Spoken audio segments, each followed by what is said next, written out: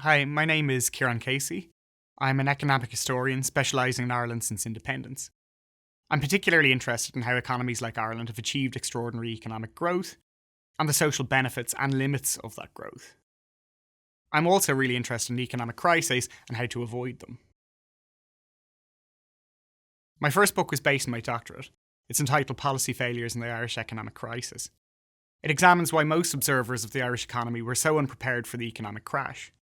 I particularly paid attention to official organisations, research institutes, academics, newspapers, and politicians.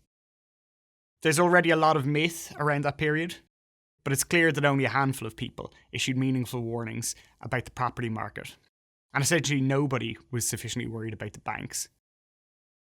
I don't really buy the accusation that people knew what was coming and deliberately hid it. Senior managers and staff in the most exposed banks were heavily personally exposed in terms of shares and equities, and there's been no evidence that any preemptively sold because they saw what was on the horizon. The book shed a lot of light for me on the intellectual ecosystem in which policy is formed and market participants operate. The newspapers were enormously reliant on third-party research and especially citations from industry. This inevitably skewed their coverage. The overwhelming bulk of the political debate was based on minimal expert opinion or research. It wasn't just that TDs didn't correctly anticipate what would happen, but the debate was so superficial that it is almost inconceivable that they ever could have. You see this throughout the debates on planning and the establishment of the financial regulator. There was minimal public concern, and that was closely reflected in the Dáil. For my second book, I was selected by the Department of Finance to do its official history from 1959 to 1999, which were really the most important years in Irish economic history, at least since independence. Right up to 1990, Ireland was only about two-thirds as rich as neighbouring countries like the UK or Germany. It had totally failed to catch up for the first 70 years of independence. Then, over the next decade, real GNP per head rose by almost half and employment increased by the same.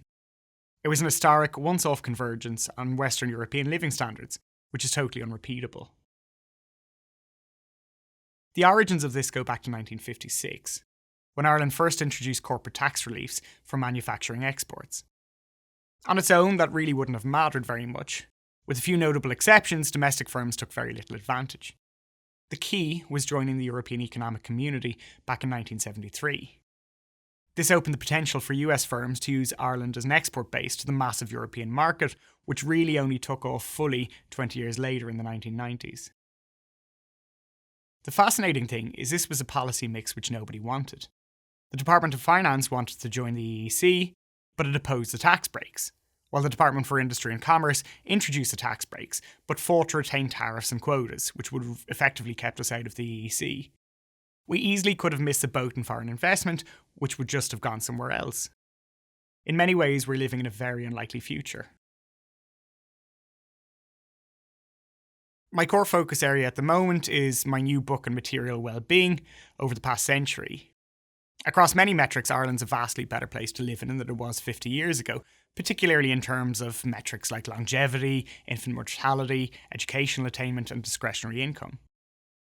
The problem is the same across many developed countries. Housing has become vastly more expensive relative to incomes, and here at least it's very unclear why. In other countries, the finger is often pointed at land prices, but they're still only 15% of the total in Ireland. In the 1960s, many women were precluded from working because of the marriage bar, which was obviously awful. The economist and philosopher Amartya Sen has written a lot about capabilities and economic development, offering people freedom of choice. The irony now is that people's choices are so curtailed, for different reasons, but in terms of similar things like whether to work or where to live. These are obviously big questions, but I'm hoping that robust archival research should throw some light into what changed. My research very significantly influences my teaching, so I teach both undergrads and postgraduate students.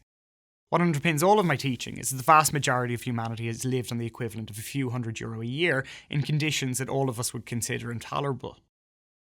This only really started to change in the last 200 years. That change is the single most important thing in human history and in all of our lives. About 1 billion people still haven't seen the benefit.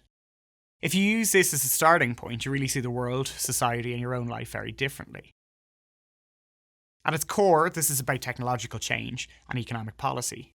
As my research highlights, good economic policies can transform lives for the better. Bad policies, as we insist on repeatedly learning, are hugely destructive. We're facing massive challenges in the 21st century, particularly around climate change and artificial intelligence.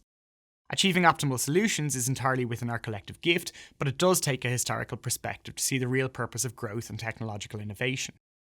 And it's definitely not to send pop stars into space. There's been a real resurgence of interest in economic history since the crash in 2008. There's nothing sacrosanct about the past, and if we're given the right information, there's obviously plenty to learn about the present. The problem is the present is changing so fast, and our access to information is so partial. At its best, history should teach us about the world and how it works. Plenty of that has changed and will continue to change, but almost all of the key debates and challenges today have historical precedents that are often eerily resonant